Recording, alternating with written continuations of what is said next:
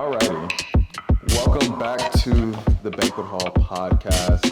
Another live episode, new location, nice blue couches, light, and a guest. It is a vibe. I love blue is my favorite color, and this is just a nice blue couch that I don't own. But I am blessed to be joined with somebody I haven't seen in 11 years. 11 years, man. This might be the biggest gap between me seeing somebody on the podcast. Nella and I went to high school together, which we'll get to in a bit, but we're old now. We're prehistoric. I feel like you just pulled me out of like a capsule. That's what it feels like. Like the capsules you do when you're like, oh, we'll open up in 10 years. I feel like that's what we're about to do today. That's absolutely what we're about to do. And I enjoy that because as I was preparing for the episode, I'm like, damn, I know I met Nella 15 years ago. We graduated. And then now it's like, you can tell me whoever you are and I just have to believe it.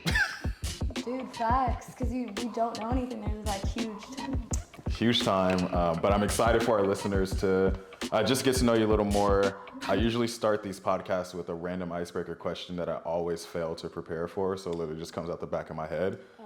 But today, just because I have on the jersey and it's just a really good spiritual month following what happened in the World Series, walk me through where you were when the Dodgers secured the World Series. Oh, child. Okay. So I was at home, actually.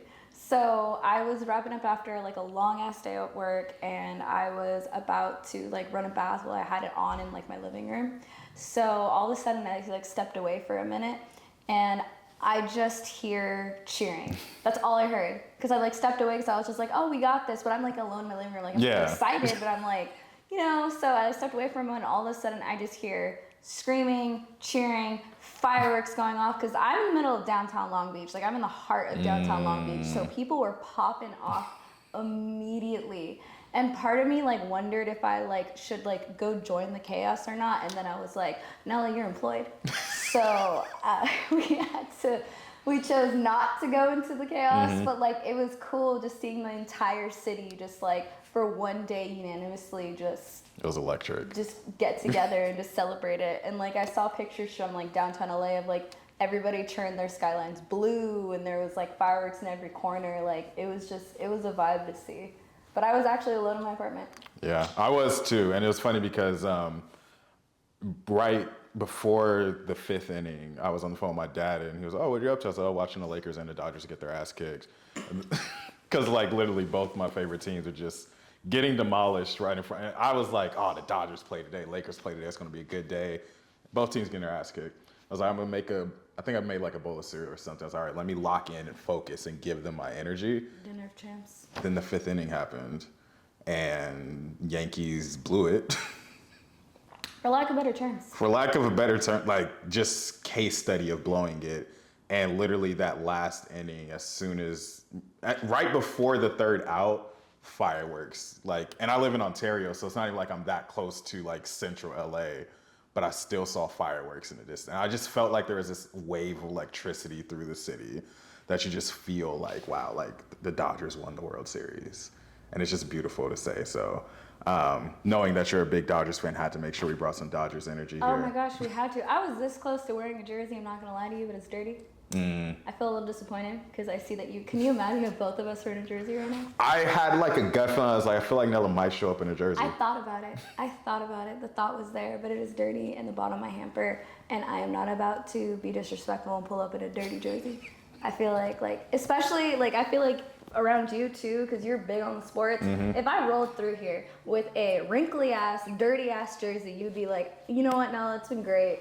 I need you to leave. This is canceled. We're going to reschedule, actually. We're going to reschedule, and then just birds chirping because I'm never going to get to reschedule. So I was like, no, but yeah. Funny story about this jersey. My friend bought this for me for Christmas 2023, I think. Yeah, it had to be 2023. Jerseys are expensive. That's a real friend. It's a very real friend, great gift. And I just got it from him Wednesday. Listen, I know I had a long night and my math not be mathing. Mm-hmm. How did you just get that? Jeff, if you're watching this, Nella has the same question I had. Because he bought it for me for Christmas, and he told me, he was like, "Oh yeah, I got you a Otani jersey for Christmas." I was like, "Oh, that's dope! Like, I really appreciate that. Can't wait to see it." And then Christmas happened, and then he moved out of. He was living in Murrieta, and I was living in San Diego at the time. Then he moved, and I was like, "Dang, I'm not gonna get this jersey to my birthday." He's like, "Yeah, I got you on your birthday." Birthday came, didn't happen. I was like, "I ain't gonna get this jersey till next Christmas, huh?" He's like, "No, I'm gonna get it to you before then." This is a safe space. You definitely waited until the last minute to buy that jersey. Just when you're ready. We know. I believe that he actually, I believe he actually, I don't know. But once the Dodgers were about to make the World Series, I texted him like, "Hey, Jeff, can I please have this jersey?" Oh, because you know right now to get Dodger merch is little to none. Little to none. You're toast if you're trying to get anything because it's either triple the price or it'll arrive to you in 3 months. That's also why right after we won, I immediately went on the Dodgers side. I was like, I need my championship jersey. I had to get a Freddie. Freddie, I know you're not watching this, but if you are watching this, I love Freddie you. Freeman. I love Freddie Freeman so much.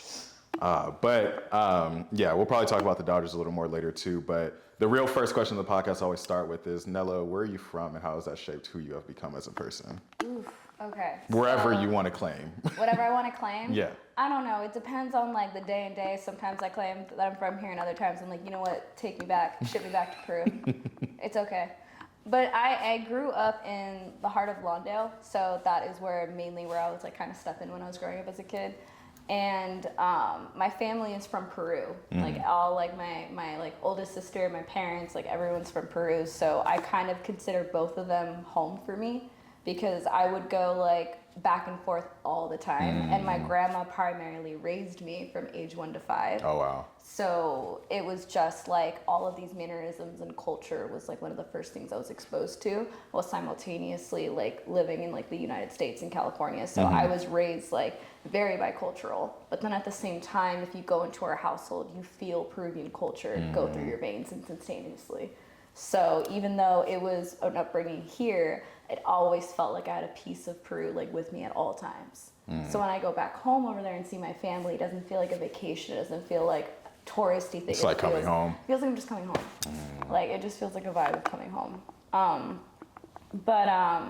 What I liked about it is I didn't appreciate it at the time, but my parents, like we had points of struggle. We were never like bottom of the barrel or like, you know, poverty per se, but there was like pinching pennies kind of tight, not in the safest area, like kind of thing. Yeah. And I'm amazed that I didn't steamroll into a dark line of life because I was exposed to a lot of things that a child should not be exposed to. So like I was exposed to like, you know, gang violence. I was exposed to guns, drugs, all of that at a very, very young age. And I'm surprised, but also proud of myself that I didn't actually go down any of those paths because it was right in front of me when I was really young. And not a lot of people know that because I don't talk about it. Yeah. And of course, considering we'll get into it later, like that's not really a bonding topic at Bishop Montgomery High School. So I like how it taught me to be very independent and protective of my energy. And it also taught me to really hustle and be humble. So I can proudly say that I got to where I am at today because I busted my ass off and me, myself, and I didn't take any handouts. I didn't do any of that. And through my parents raising me hella old school, like they made sure that I stayed on that path, whether I liked it or not, even at areas that I would venture off. And especially my dad, I have to owe a lot to my dad. Like he taught me like, never let anybody see you weak. Never let anybody have you see emotion. Like you got to make sure that you stay on top of your shit and then you will succeed. Like don't follow these people. Don't try to like be something you're not. Like stay on that line because people are always going to talk. People are always going to have something to say. So why bother like shifting your life on what others like misconceive you as? Yeah, absolutely. So even though my upbringing was really, really tough, and we could definitely dissect that if you want to, it really did prove to me that I had to hustle at a very young age, and it's what gave me that mentality of old school,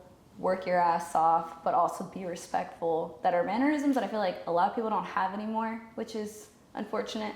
So I pride myself on those values. Okay. And you alluded to it a little bit. Obviously, we met in high school as very young teenagers, just a little bean. just babies at Bishop Montgomery High School. And I feel like, before I get to like us crossing paths, I feel like, kind of going back to what you mentioned, when people think of Bishop Montgomery Catholic school, predominantly white, they paint this picture that it's a homogenous group. Like everybody just came from privilege, or people all came from wealthy families, which we definitely had a lot of those. True. But people also, like, they got bused into Bishop, or they had these different upbringings where we're coming to this environment where maybe we didn't have the language of culture shock, but there was that culture shock there. So I definitely resonate with just like coming from a different environment and being at a school like Bishop where we're not talking about these things whatsoever. But before I get too deep into the weeds to that, do you remember when we first crossed paths? It's my favorite pop quiz of the podcast. Oh my God. I'm such a bad liar. Transparently, I don't remember. No, it's Transparently. 15 years ago. I have had 4 concussions. I'm an athlete. I'm amazed I still remember my name. So credit where credit is due. Okay, thank you. But no, genuinely, I don't remember. Like, I remember us like crossing paths in the hallway, and we were always cordial, but we went in different circles. So I genuinely do not remember like the first time we met. Do you remember we had class together? I think we had English or math together. If I'm wrong. I'm taking shots in the dark right now. I don't think, because you took theater, right? We were in theater together. Oh, okay, yeah, we did take theater. Yeah. Which, I don't know if even listeners know that I guess technically I'm a theater kid since I took theater in high school. I was in 2 plays, but people forget that because I also played soccer, and I kind of kept it to myself, but I liked it. It was cool. It was a nice little kind of like outside, I don't know how to explain it. It was an interesting experience, but it was cool. Yeah, I feel like theater, especially with Mr. Masters, I feel like it was a very quirky environment. It was fun. And I'm happy that I took it freshman year of high school, because I think even if I still wasn't like fully out of my comfort zone, I think some of the things that he had us doing, like just, it felt uncomfortable enough to where I felt like there was a space of growth. Whereas other people who took, like, not to shame people who took ceramics or other art classes, I feel like some people were just looking for an easy A to get through that. Stop it, ceramics. I'm dead. I'm so fucking dead. Because I just remember, like, we were like memorizing monologues and doing makeup and improv, and then people were like, "Oh, I made this bowl today." That was. Oh my God. For anybody who actually like doesn't understand, like it was like it's a Bishop thing, but like it is so true. People are just like, "Oh, can I get away with doing bare minimum ceramics?" So that.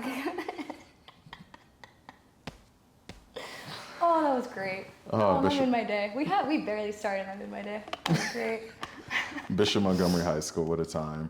But I also wanted to give you some space because you mentioned like some aspects like Peruvian culture, and for people who might not be as familiar with what Peruvian culture entails, because I'm pretty sure you're probably the first Peruvian person I've ever met. Oh, tight. I would guess, I think. No, we're a rare breed. We are a rare breed. And it's funny because people say, and I'm not sure if you agree with this, that I'm like kind of very ambiguous in the sense that people can never pinpoint what I am. Because I look so culturally ambiguous. Yeah. So I never get Peruvian. I get everything under the sun. And then I have to be like, okay, let's talk about it. Yeah, and I definitely would agree, but I think I also, especially now that I'm older, I pride myself on not trying to label somebody who's like ethnically, like I like people to be able to tell me their story, because there's a lot of fucking countries in the world. No, it is, and like we're in LA, it's a melting pot. It's a melting pot here. That's why I was so surprised, because it's like in high school, to which it's one thing to not know like my culture, and I will happily get into detail about that, but also like y'all own a map. And I had somebody in high school, I told them I was Peruvian, and they were like, "No way, what part of Mexico is that in?" And I was like, okay. That's when it really hit me. Open the schools back. That's when it really hit me. I was like, yup, I'm a Bishop Montgomery. I am a Bishop Montgomery. What part of Mexico is that? What part of Mexico is that? And nothing against anybody from Mexico. No, right. I love Mexican culture, but like, no. Yeah, like you have that pride of who you are, and also just like pride of people being right and not thinking Peru is in Mexico. Yeah, but it's two sides of the coin. I either got that, or just because of the color of my skin, they're like, "You're Mexican," and I'm like, "Oh, okay." In case you didn't know, you're Mexican. I was like, I did not know this information. Thank you. And I would say you have a very Mexican sounding name too. Which, ironically, my name is actually Italian because my mom is obsessed with pasta. So Oh, wow. that is where she got, like, me and my sisters. Well, actually, with the exception of my oldest sister, but, like, Andrea, like, you think, like, Andrea Bocelli. Yeah. And then Antonella is, like, an Italian word that, like, is another acronym for, like, beautiful. Oh, I didn't know that. So, yeah. So my mom was obsessed with Italian culture. So I found it so funny when people are like, oh, yeah, that's a really Hispanic name. I'm like... Sips coffee. Yeah, that's cool. Something else. But yeah. But no, my culture means everything to me. I wear it on my sleeve. You wear it on your sleeve. And I know when I was looking at your Instagram in preparation for this, you have the flag in your bio there. What are some of those things that make you proud to be Peruvian, like aspects of the culture or specific foods, traditions? Honestly, everything. And like, it just the core values of what my family does and what they are and just the trials and tribulations they've gone through. And what really had me get really close to the culture is the fact that like my grandmothers and my parents, like they kind of raised me together. And both of my grandmothers, may they rest in peace, were very strong, independent women, regardless of them being in married and stable homes, were very strong, independent women that went through a lot. And so I prided myself on knowing that I was able to be molded and taught from these two amazing women who really put in these core values into me and my sisters and the rest of my family. And it's just, like I said, it kind of goes back to old values that I genuinely feel like are just really rare to come by these days. So it's a very like at-home experience to be able to say that with my family, we're very close, we're very loving, and we really hold those core values that I feel like are missing a lot in the world. And that's what I do appreciate about my country and where my family is. And it's like, it's also another thing of just, it's just embedded in me, and this is the part of it that I can't explain, where it's a proud feeling to know that you come from a different area that a lot of people don't know about, and a lot of people assume that it's just like, it's a poor country with little to no advancement, that we're on like, I'm riding a llama like 20 miles from like house to a grocery store. No, that doesn't exist. And so it's just, and the fact that it's also a rarity, I pride myself on knowing that it's a rarity. I like the fact that it's a rare culture. I like the fact that a lot of people don't know about it. And then when they do find out about it, they're like, no way. And then it's like a very historical thing, so I'm like big on history and culture. It was like the Incas, like hello, city of gold, one of the most like thriving people right behind, like right in front of the Aztec culture. And I think that's dope to be able to know that like we were like the city of gold. And then we have one of the 7 wonders of the world, Machu Picchu, that I can actually say I've been to. What was that like? That was amazing. That was amazing. You really do kind of sit there and pause, because like I didn't understand it. Like when you get there, a lot of people are just sitting and staring, and I'm like, I mean, it's cool, but once you actually get up there and look over, you have Stare and wonder. You stare and wonder. I guess that's why they call it the wonders of the world. Yes. Well, I haven't seen any of the wonders of the world yet, but definitely a bucket list thing. Do it. Because I just need to travel. I've only been out of the country twice so far, to Paris and to Amsterdam. But I love Paris. I love Paris I so want to much go back too. so bad. How long ago did you go? It was a year ago for my cousin's wedding. Oh, wow. And I just was like, can I stay here forever, please?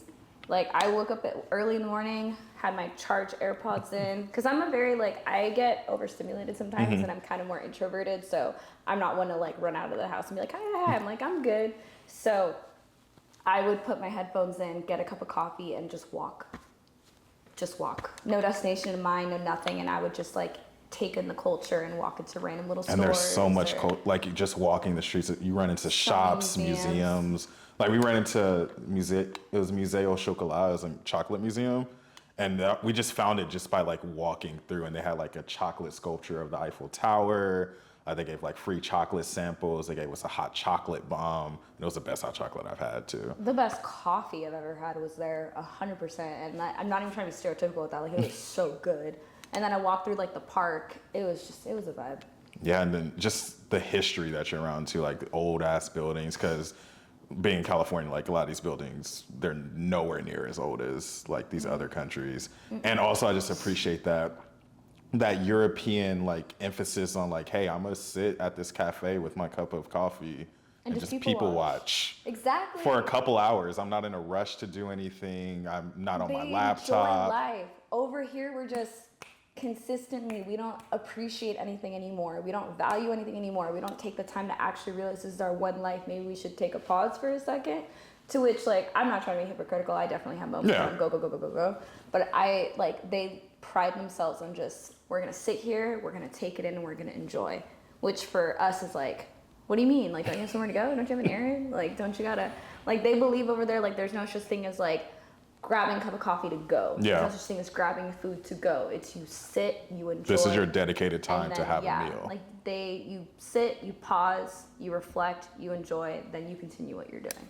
Yeah, and I took French in high school, and Miss Tutko, she taught us a lot about just a lot of those cultures. And so when I went and got to experience it, I'm like, yeah, like, this is exactly what she said. Like, the waiter isn't going to rush to get you your check. No.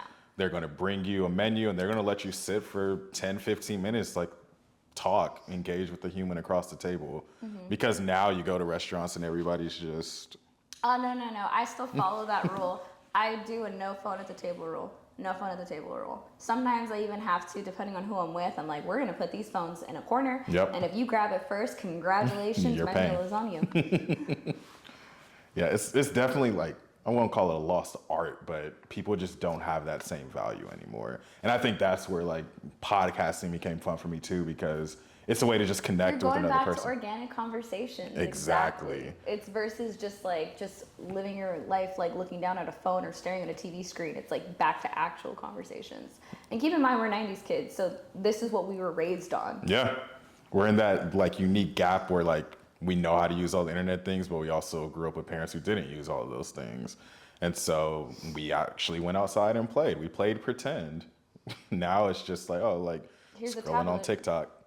And one of the things I've mentioned on the pod before, just as kind of the like thought pattern behind it, just trying to emphasize long form content. Like your story is worth more than a 9-second clip on TikTok. Because if I gave you 9 seconds to talk about yourself on TikTok, you're not going to touch who Nella is. No. Like, I may say some dumb shit. Like you can say something very quickly, but just to stuff all of this life that we're living, the experiences, the culture, the passions, the things you value into even 30 seconds. Like I want people, and even some people, oh, it's so long. I'm like, well, this isn't for you to watch then. Yeah, no, it's like actually engaging conversation and like hearing a tale versus just clickbait headlines. Like I want people, and I always tell people before I start recording, and I didn't tell you, but there's no such thing as a too long or too short of an answer. Like if you have a 20-minute answer about why you love lasagna, let's hear the 20-minute answer about why you love lasagna. If you have a 5-second answer about it, let's hear the 5-second answer about it. But I just love the nuance of conversation, like what gets people excited, what gets people geeked out, what makes people upset, what do people find funny, just because we don't make time for that enough anymore. nah. I want to get back to high school for one quick second, just because Joy. that seemed like a hint of sarcasm in that joy. No sarcasm at all.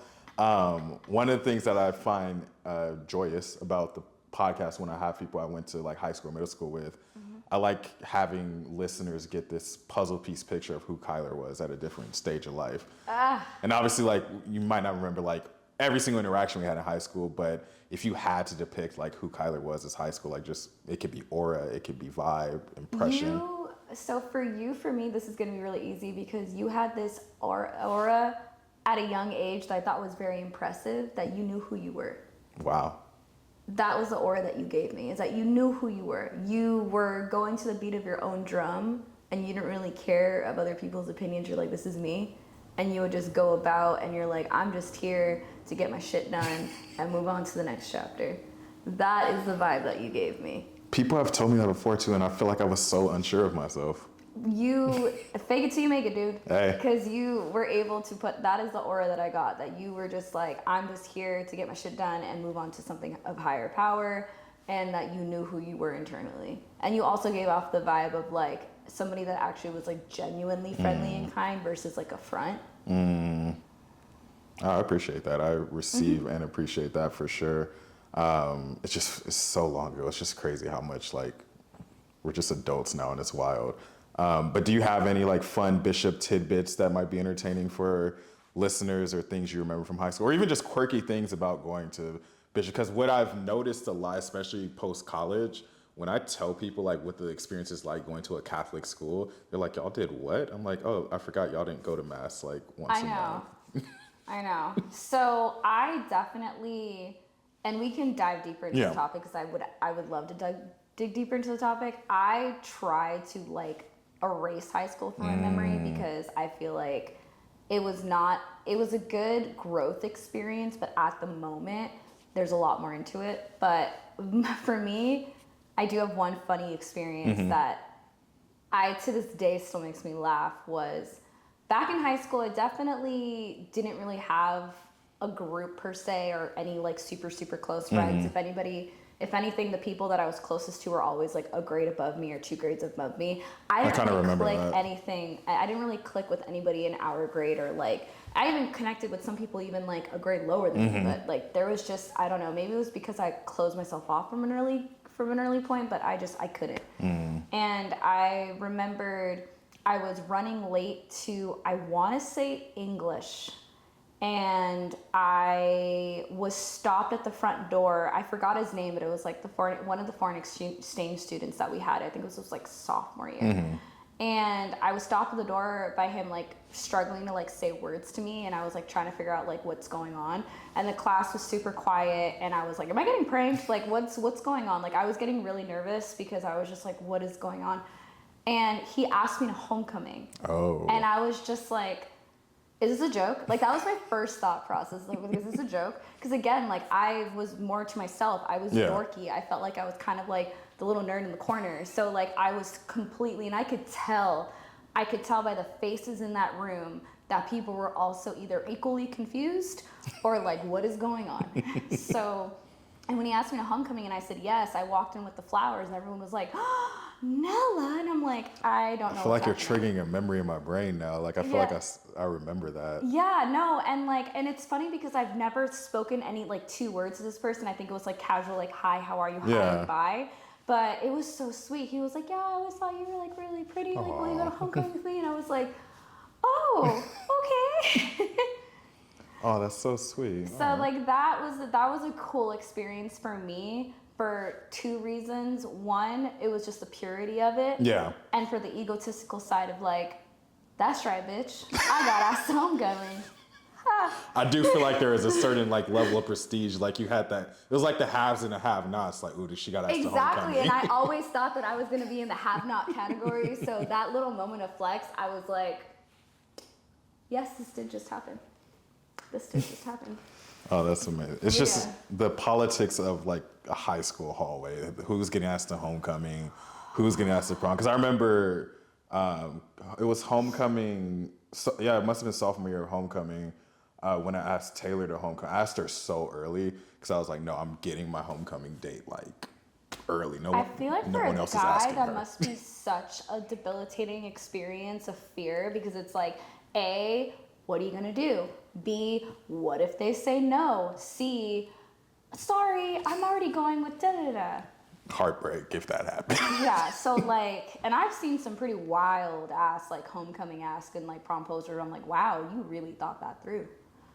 Yeah, it's a game for sure, and I think there's also, you tie into that like that coming of age part where it's like, for those who are like, oh, I'm not trying to like show that I actually like this girl, or people are too cool to do too much. Because I swear I've probably also seen dudes just like, oh, you want to go to homecoming with me? Just like no flowers, no pomp, no circumstance. Just don't be that guy. Don't be that guy. You wouldn't like if somebody just like hit you up like, hey, bro. No. Don't do this to me. Don't. Yeah, high school boys are interesting to say the least, as I'm sure you already know.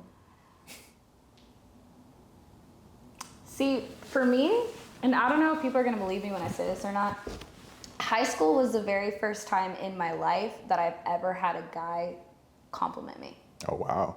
So I was very like, oh. Waiting for Ashton Kutcher to pop out and like, you've been punked. No, literally, like, you've been punked. No. Like, I was bullied my entire life because of the color of my skin, because of how different I looked, and because I was quote unquote ugly. So I for the longest time struggled, and that's why I'm so proud of myself to be where I'm at today. And that's probably what gave me the motivation to be like, yeah, let me do this with you. Because I actually have confidence now. Yeah. I did not have it back then. Because for me, like, And I used to think you were so confident too. I don't know why. that's so funny. I had zero confidence. I didn't, because it's like, for me, that's the first time where, like, I was never given the birds of the bees topic. I was never told, like, you know, boy interaction. Like, I was accustomed to a guy looking at me and being like, ugh, and that was like, I thought that was normal. Wow. So for me going into high school, and then like any guy showing me a little bit of interest, I didn't know what to do with it. I was like, I would either question it or I would act a fool, genuinely, because it was the first time I've ever been exposed to it. So I doubted it and questioned it every second of the way. Wow. Wow. Yeah, I would have never thought. No, 100%. Like, to this day, there was a quote that, like, an acquaintance of mine and, like, a little friend group told me. I think it was, I want to say, sophomore year of high school, maybe junior year, maybe even senior year. But, like, I distinctly remember we were trying on dresses for homecoming. And I tried a dress on and I came out. And she was like, wow, Antonella, you went from the ugly duckling and now you're a swan. And I was like, thank you. Yes. And I think that's when it clicked in my head. I was like, oh, okay. So I struggled with that for the longest time. So we're talking, it wasn't until like college where I was like starting to get a little pep in my step. Well, before we get to like how that process changed, you mentioned just like at Bishop in high school, like just how like tough in that, like overcome like bullying that you've experienced. What do you feel is like your Bishop story in terms of how that experience was for you? I from the get-go closed myself off very early, and I do regret that because I remember distinctly that I was doing summer conditioning for soccer, and I was introduced to some girls that were really good soccer players, and they were really good people overall, like in Bishop, nothing against them, who were talking about how they went to like club teams their entire life. My parents can't afford that. Right. It's like 500 a month. 500 a month? Me saying, oh, it's expensive, Oh, I didn't depending on know what you that. do. Yeah. And that's an estimate, so don't quote me if I'm wrong. But like, I just know it's expensive. And like, I would be like, I'm ASO. And I could tell people immediately were like, oh. And it's like, well, no, like I don't. My family did not have the funds to have me do travel ball every single month. And then I remembered we had our first like gathering as like soccer people, and like I remembered one of them had like a Halloween party that I was super nervous about. Like my mom helped me get dressed and do my hair, whatever, and I show up and I was like, I got lost finding the bathroom in that mansion, and I noticed that there was also like boys there, and the girls were like talking to these guys like super easy, and I was like in my head and completely nervous and anxious, and like I was like stumbling over my words, and I caught myself, unfortunately, acting out of character and trying to mold myself to like what I think these people would want to hear, because I didn't know what to do. And I think because of that, it probably came off as like odd behavior or fake behavior. And I thought it was better to just close myself off. So that was kind of a Bishop experience for me. I was at a young age where I didn't know who I was at all. And because of that, I struggled with showing any sense of like independence or true to self. And I would just caught myself trying to mold into whatever group that I found. Like stereotypically, like I had like my emo phase. I had my like this phase over here. Like I would hang out with this group of kids and they're like, you're not white enough to be with us. I was like, okay, bet. I try to be with like the Hispanic kids. You're not Hispanic enough for us. All right, bet. Like I didn't belong anywhere. Like I felt like I was to this and to that, and it just like had me in this weird like loop-de-loop, if that makes any sense. No, that makes complete sense. 'Cause yeah, just thinking back, I feel like I knew a lot about like what you did on campus, or like in my head, you're like a star soccer player. Like whenever I think of people like in sports, I'm like, oh, she's probably a star. And we had theater together, obviously, but I definitely felt that like, oh, that there's like layers to Nella, and like obviously, like in high school, no one's really taking that much intentionality to get to know people. Yeah. And then the lunch area, especially like senior year, it just is like a watering hole with your different like groups of people. And if you're not in this clique of people, or if you're not in this group of people with liked or similar hobbies or similar interests, you kind of do just float your way through high school. I was a floater 100% because I felt like I didn't really belong anywhere. And then like I often like, this is what it's labeled as. I don't consider any of those people in that circle in that degree, but I'm not an A. I know what it was labeled as. Like I would sit with like the dorks. Yeah. I would sit with like the nerds. And I could tell people were like, and I'm like, well, I don't. Because again, like it was very like, and correct me if I'm wrong, didn't you feel like there was kind of like, it was a lot of culture and race had a lot to do with it in certain circles. And again, with me being so many things, I did not fit into any of them. Yeah, because I mean, if I wasn't black, I don't know where I would have sat at the lunch area. I'm not white enough. I'm not Hispanic enough. Like it was just, where do I go? And also, I feel like there's also the economic layer too, if you're not rich enough.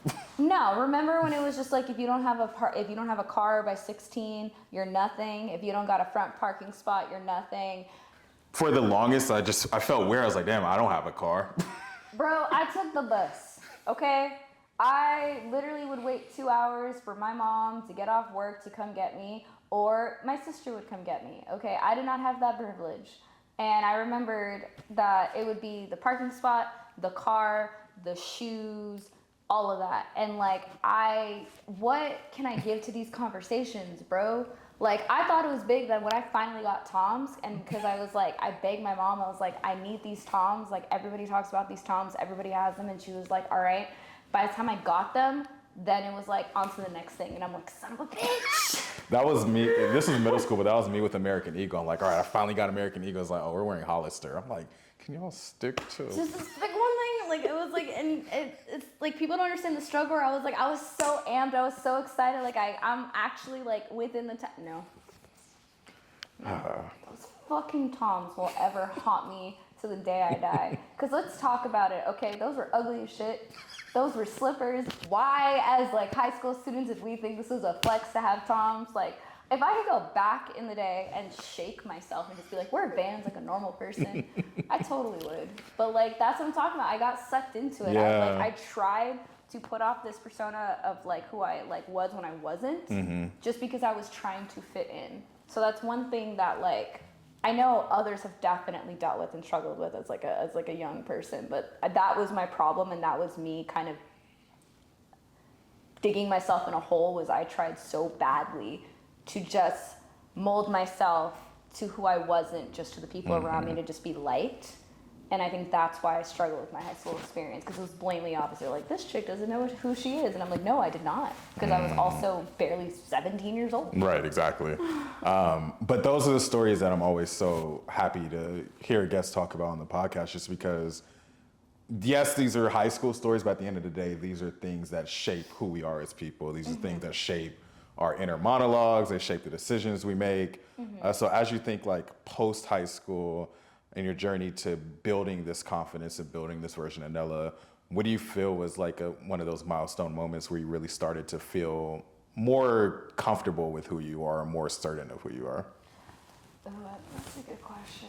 I think probably my first year of college, because I realized that I had a reset button. And I'm also going to be fully transparent in the sense of I was a late bloomer. Okay.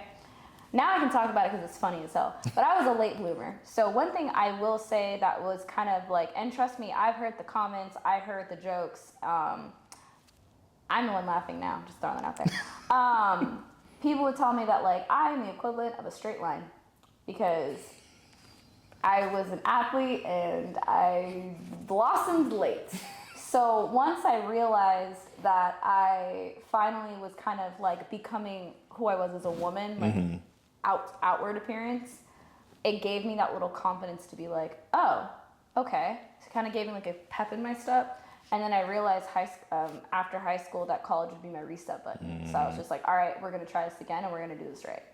And that's when I started actually making lasting relationships. And I have people that I fuck with even to today from college.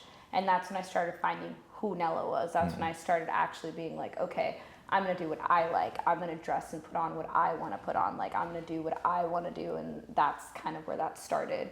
Was, I hate to make it seem like so like on the surface, but it's the honest answer. Yeah. Like, hey, like, I finally realized, like, oh, I'm turning into a woman. Oh, this is my chance to kind of like start over.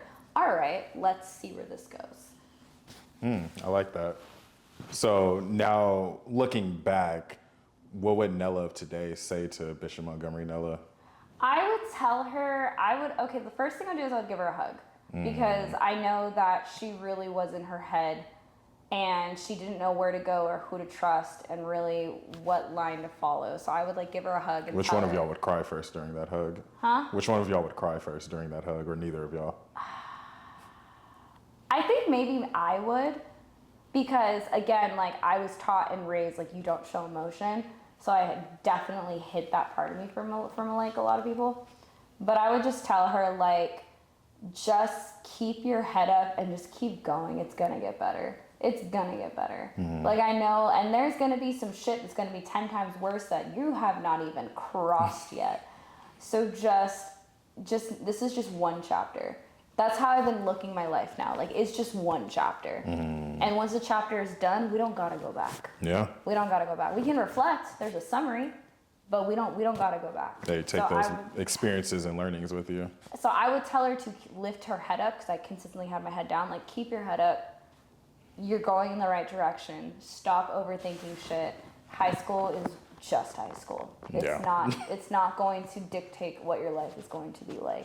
Just keep going. That's what I'll tell her. I love that. Love that so much. So going back to your Instagram bio, in there you have a sentence that says Lil Bean dancing through life. Yeah. And so what has that dance been like? Like, this is Kyler's Knowledge of Nella ends June 2013.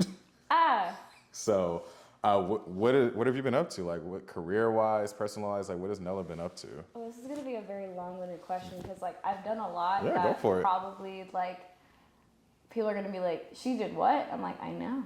So once I started getting my confidence a little bit, and once I started kind of getting people in my ear, I started to get approached by a couple of like modeling agencies. I know. And I was kind of like, nah, there's no way. There's probably a scam. Like, there's no way. There's no way. So, and then I kind of realized to myself, and I don't know if this is the best reason for me to do it, but it's the honest reason.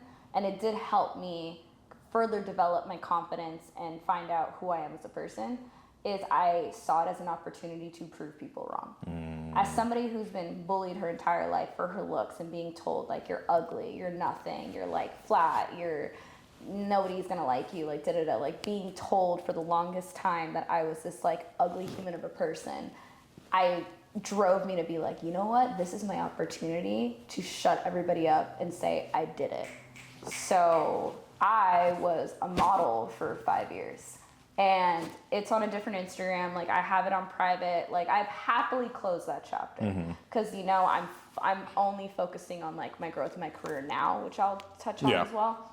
But I was a successful model for 5 years. I walked LA Fashion Week. I got invited to New York Fashion Week. I couldn't go just for like another reason. Yeah. But like I have that email saying, hey, welcome. I was on a national watch campaign that actually went overseas. I was in a couple music videos. I'm in a documentary that y'all can watch now. So if you ever wanted to look at my journey there. What's the documentary? It's called Pull Up LA. Okay. And it's about Pull Up LA culture and how we'd have like shoot ups and meetups. And I was one of like the chosen like top models at the time to talk about their journey. Yeah. That's dope. That right there was the cool thing. Like you can look at my name and it comes up on IMDb, and I'm like, ugh. Isn't that a great feeling? That's such a great feeling. Because one of my friends did a short film and I was in it for like 30 seconds. But your name is still and there. now I have an IMDb profile. We have an IMDb. It's that like, oh, I'll take it. You can Google me. You exactly, like you can Google me. So and like I could definitely like I could go through my Rolodex of like photos and stuff, but like I did it.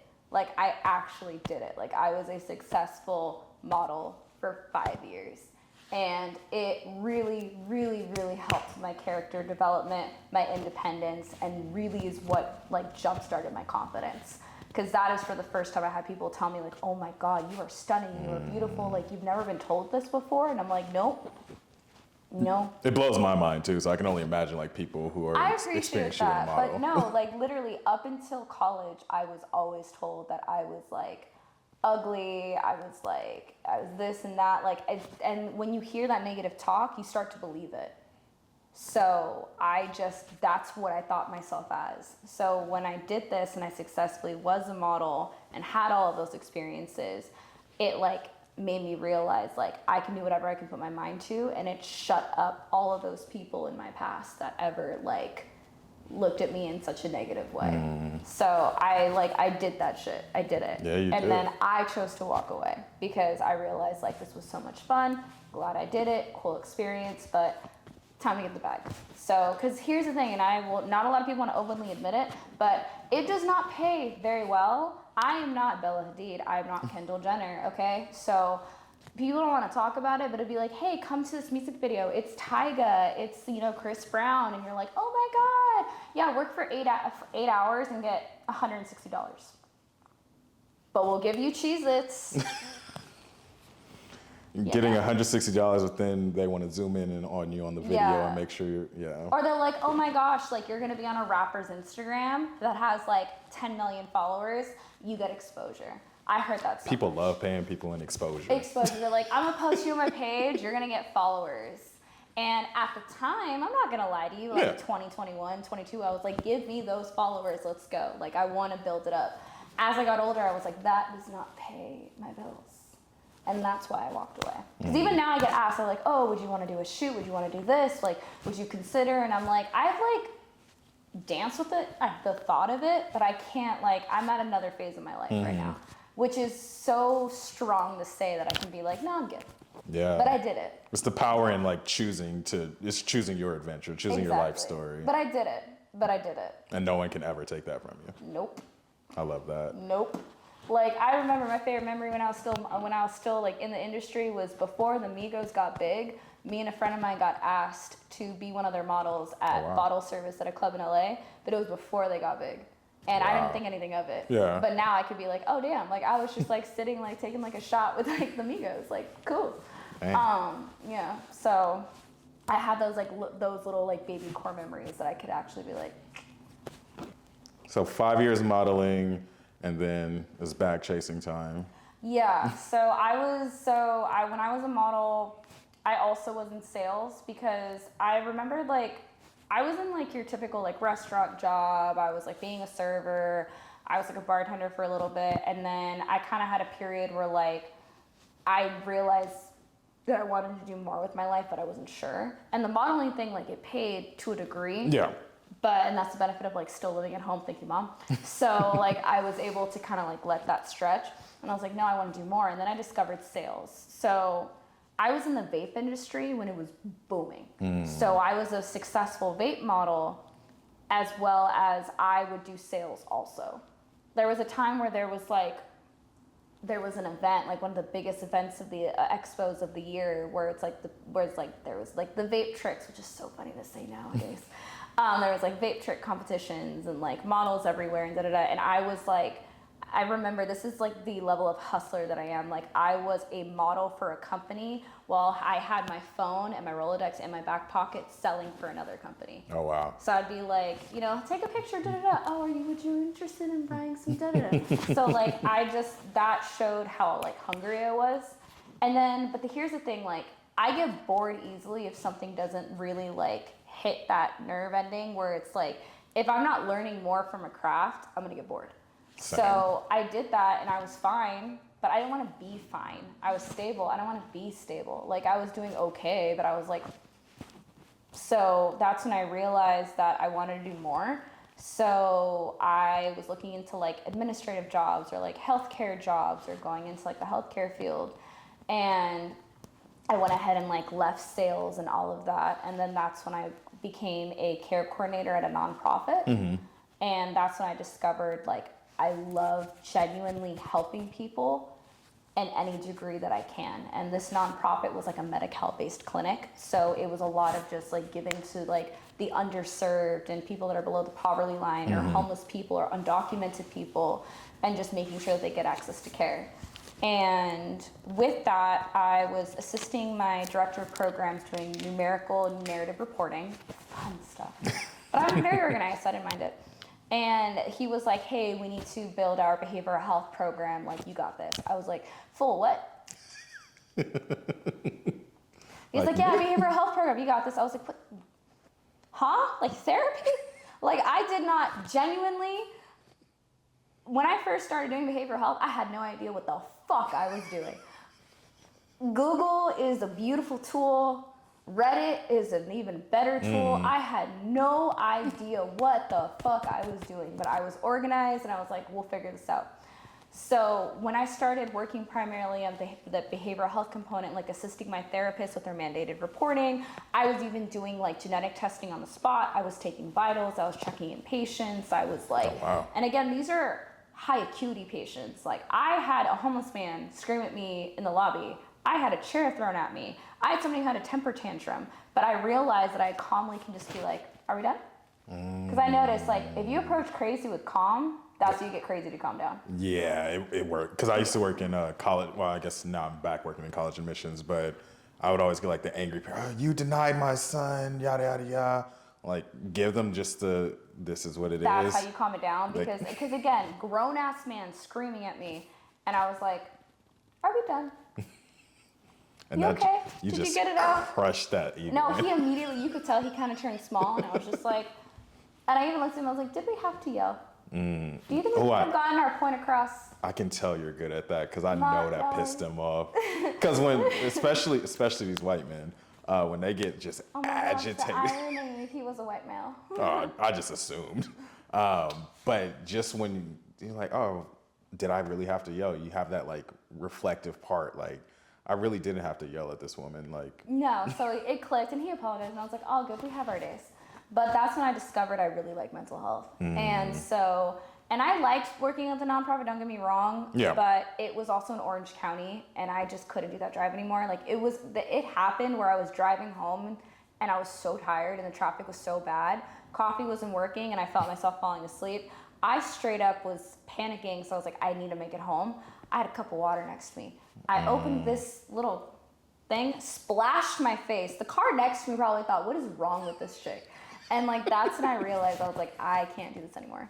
But then also COVID hit. Yeah. So I was doing what everybody was doing where I was like, I'm gonna do yoga and I'm going to like learn a puzzle. And after 2 months, I was like, I can't fucking do it anymore. So I started like applying to like any job under the sun because I just couldn't stand. Like, I know some people have different conceptions of COVID. They're like, oh, this was a nice break, or I got to be by myself. No, I'm a workaholic. I'm a hustler. Like, I lasted a month and then I was going batshit insane. So I got super lucky, like, thank you God, literally. And I got a call for a behavioral health company that needed like a care coordinator. And I was like, yes, done. I got the job. So I started off as a care coordinator, worked my ass off as like enrollment supervisor. So I ran like the new client department. Then from there, I was assisting into other avenues. And then I got asked to be office manager. And now I'm basically doing like director of operations with office management, and I'm the right hand to my CEO. So I worked from here to here, and I am the youngest person in management in my company.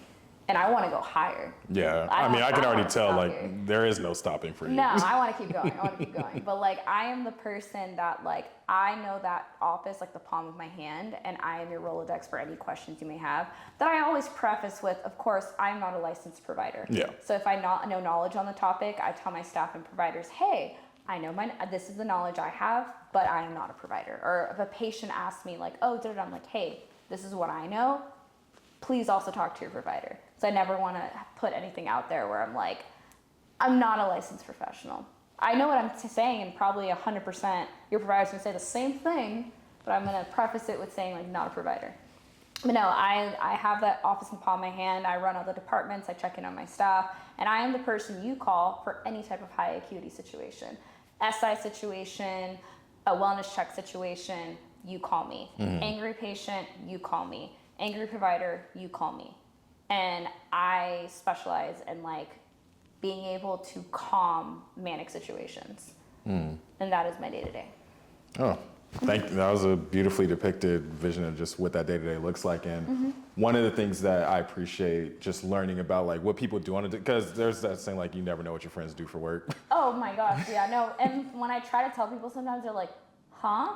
So I'm just like, I help operate and run 3 offices. We do the therapy. That's kind of how I explain it at this point. Because But now I can just send the podcast to them and be like, hey, I'd just be like, timestamp. But yeah, because I have a lot of like little homies, I call them, or like mentees, people I've met that are younger than me that went to UCSD, where a lot of them listen to the podcast. And what I like is when people talk about what they do, because I feel like when you go to college, you're so pressured to pick a major, pick a field, but it's I like... didn't know what the hell I was doing in college. At one point, I was like, I'm gonna be a lawyer. Nah. I'm gonna be a nurse. Nah. I'm gonna be a teacher. Nah. I had no idea what I was doing. Absolutely not a clue in hell. And look at you now. This was dropped on my lap. And that's how I discovered the passion for it. And it's just who you are. Like I said, it's the hustle, it's the passion, it's just being you, like has gotten you to these different stages of your life. So I like that. That's nice to hear. Yeah, I mean, That's super nice to hear, because that's very accurate. That's cool to hear out loud. Yeah, well, I'm happy to be able to be the voice to share that, just because I think that I had a conversation with one of my friends, and she recently started a job in higher education, and she was asking like, yeah, like, why don't these people get it? Why don't they get it? Like, why don't they see the way I see it? I'm like, that's you. Like, it's your secret sauce, like who you are as a person, that other people, they just don't have it, so they can't do it. Because there's even like times where friends will ask me for advice, and I get to the point where I'm like, I really can't teach you how to be me. Like, I could tell you what I do, but unless you have like, literally a neurological brain level, unless you just see the world the way I see it, unless people see the world the way you see it, there's just no way they can do it. Oh, I'm so glad you said that, because one thing I did discover about myself is that in the moment, I don't wish on my worst enemy the things and battles I had to go through, but what I am thankful for is that I am, even to a fault, so empathetic. And before I used to hate that about myself. Now I wouldn't change it, because I know that it's who I am internally. Like, I am that person where like, we could have fallen off, you could have done me dirty, but if you call me and say, I need you, or I'm like, I don't know, I'll drop what I'm doing and go to you. Like, I'm just like, I am that true to my core empathetic person. And I think the reason why I'm such a hustler and why my values are so strong is because I've made it apparent in my life that I'm never, ever gonna have anybody around me feel the feelings that I had to feel at such a young age. Go through the experiences that I've had to go through. Go to those dark places that nobody should have to go to. I think that's why I am the kind of human being that I am now, and why I would never change it. Because to my core, I just would never want anybody to have to go through those experiences. But they did shape me for who I am today. And I think that's a good segue to my last bit of Nella research I was doing today. This coming courtesy of LinkedIn. I didn't know you were a writer, and I was going to ask, when is the book coming? Yes, I am a writer. I love to write, whether it be poems, little phrases. When I was in middle school, I would write stories. I haven't picked up the pen in a minute, but it's kind of funny and ironic how you say that, because I have been having like an itching. So I bought a notebook, and I haven't opened it yet. But so we'll see what kind of like starts kind of coming out, because I love to read. Yeah. I love poetry. Like, I was the kind of person where, quirky in the sense of, I have all of the short stories and poems of Edgar Allan Poe. He is my favorite. Like The Pendulum specifically, and The Raven. Those are like No, you're a reader. Oh yeah. No, yes. No, I love it. And like, I want to go back to it, because it's just it's a raw sense of just being able to let your mind creatively just run and just see where it goes. But no, I used to write, like, I remembered I was in the studio for a little bit, and I wrote like the hooks for a couple people that I gotta keep under wraps that we can't share. But I was in the studio a little bit, and I wrote a couple hooks. So I do like music and writing in that sense. Well, on behalf of the listeners, I look forward to reading the Nella autobiography. We'll see. We'll see, but 15 years from now, when you're a best-selling author for New York Times, I'm gonna play this podcast and be like, see, this was that moment I told you we need the book. We need it. I appreciate you inflating my head. I really do. Hey, that's my goal as host. Like, I gotta pump head up a little bit. And especially, like, I think just, I take a big pride in just affirming who people are and who they say that they are too. And I think especially, like, and not to get too I'm not gonna say too fake deep, this is just how I see the world. But like, especially thinking through like who we were in high school, like not having like a close relationship, like knowing who each other are, but not knowing what each other was seeing, what each other was experiencing. I look at it as like kind of like going back to that time capsule metaphor, going back in time to our high school selves. I feel like partially our high school selves are sitting here with each other, and to be able to like affirm that in you and like pump our heads up, because all that time we spent with our heads not being pumped up, it's time to talk our shit. No, that is true. That is true. That's one thing. Like, I pride myself on being humble, but I'm also teaching myself that you need to celebrate your wins. And you need to have those egotistical moments of like, nah, I did that shit. Yeah, that's where I'm at too in my life. I'm like, nah, y'all like gotta, before y'all gotta know. I'd be like, no, like I feel the need to like cover my light or like not talk about it. Now I'm at that. I'm so entrusted in myself and so like in myself that I'm like, nah, fuck that. Like, that motherfucker. I did that. Like, I did that shit. Like, no, like I am gonna flex about it. I am gonna talk about it. Still in a humble way. Yeah. Like, but no, I'm gonna talk about it. And I think that just goes back to like the people that we are, the person that you are, because when people hear your story, when people know what you've been through, when people hear how you talk about your life, they couldn't even say that it's you being cocky, because it just comes from such a genuine place. Like, nah, I worked for this shit. Oh, 100%, because like I had an experience in my life where like I thought I wouldn't be here. I'm not supposed to be here. I shouldn't be here. I had an experience where I almost like was like, I'm out. So now I can actually like talk about it. That warms my heart so much. Yeah. I'm just really happy that just the universe brought this podcast together, because just like I said, like we haven't spoken in real life. I haven't seen you in 11 years. So it's just really dope that we are able to have this like a vulnerable, transparent space and just to learn more about your journey. And I know that our listeners are going to take so much from it. So I want to kind of take us towards the tail end of the podcast. I want to make sure we're respectful of time. And so these last few questions I'll ask are just kind of like questions that I ask most episodes, just to wrap your story up in a nice bow for our listeners. So I think the first question I want to start with is, what is your Zen space? What brings you like to a place of peace or serenity? And it could be like a physical space, or it could be like when you smell certain scents, nice cup of tea. What's your Zen spot? I live, love, thrive, and work through music. Music is a huge aspect of my life. And it's because, and I think that to my upbringing, because my dad loved music, like loved it. Like he went to Woodstock with like, I was like, love you, Dad. Like he, in Peru, like he went to like a movie theater, watched it, and was like, you know, enjoying himself. And I'm like, Dad. And so I was raised with music all the time. So for me, like my Zen space is me being in my car, driving to the beach, or at home, and just good music. That is where I'm at my absolute calmest and Zen, is that I am such a music person. And my library is ridiculous because it goes all over the place. And if I were to name some people, you'd probably look at me sideways and be like, you listen to who? Because it just depends. Like I can go from like Kate Trinata to like Currency, and then from Currency, like I could go to like Smoke DZA, and then from Smoke DZA, I could go to like J. Cole, or I could go to Logic. And then if I'm feeling a little bit more poppy, then I can go to like Ariana Grande, or if I'm feeling more of like an R&B vibe, I'll go to Kayla Euclid, or like, so it depends on my mood at that moment, but I just love a good vibe. Right. I just love a good vibe. So my Zen space is music, music, music, mucus, music, music. Did you say mucus? I might have to clip that and just say that your Zen space is mucus. Don't do this. We were doing so well. if I was a reporter for the Twitter headlines. Oh, I'd be fucked. Nella I'd be says so that her fucked. Zen spot is mucus? Question mark. Clickbait as hell.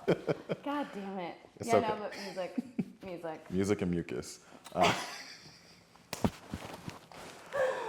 What about people who inspire you? Who are some of your inspirations? And it could be like famous people, people in your life. It could be an animal. Who inspires you? Transparently, my dad. It has to be my dad. Spiritual animal would be owl, and I can talk about that after. But my dad is just somebody that I've always wanted to mold myself into becoming fully. Even the good, even the bad, is just because that man has gone through so much. And he gave me the gift of being able to have his mother be my grandmother, to which, like, may she rest in peace. I adore that woman with every fiber of my being, and I thank her all the time for bringing my dad here, because he has gone through hell and back. Like, he has been kicked down so many times and yet still gets back up and lives his day to day. Like, his experiences make mine look like a kiddie pool. And I just want to do everything in me to do it for him and in him. And my dad is my number one, like, inspiration of why I keep going, because I remind myself everybody has their own battle. And you're experiencing this battle for a reason, even if you don't understand the reasoning at that time. But it is to mold you for a better purpose. So it has to be my dad. I love that. Let's go to recommendation corner. So some episodes I like asking guests for any type of recommendation. It could be a book, a podcast, movie, song, just something that you would recommend listeners to check out, whether it's something that you're just like, this is good and everybody should see it, or it's something that they could learn a little bit more about you if they check out. Definitely check out my documentary. Highly recommend that. It's called Pull Up LA. I know that it was on Tubi for a little bit. It was on Prime Video. I think now it's on YouTube. I would just do YouTube. I would just pull it up on YouTube. Like, you don't gotta spend money.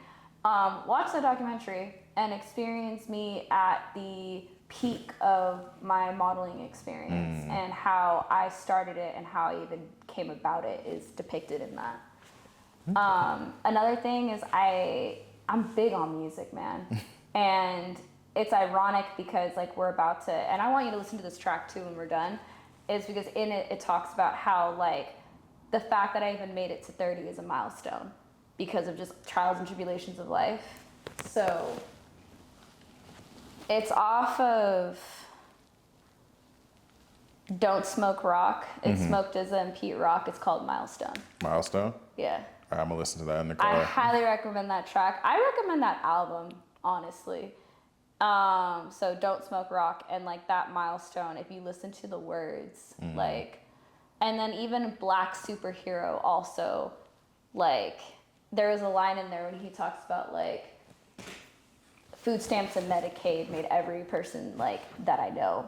So it kind of just talks about how, like, it doesn't matter where you start. If you hustle and really work towards things, you'll get out of it. See, I like lyrics, like, give me a beat, but, like, if you're spitting facts, because I don't fuck with any of this new age music right now. I don't. It's trash. Yeah, I stopped listening to new music a long time ago. So, like, give me, like, actual lyrics, give me, like, an actual story. And that's why I gravitate to some of these artists. I mean, obviously, some of it is just because you're just trying to chill. Yeah. And you're trying to vibe. But, like, those two songs in particular, like, the words mean something. Yeah. That's what I recommend.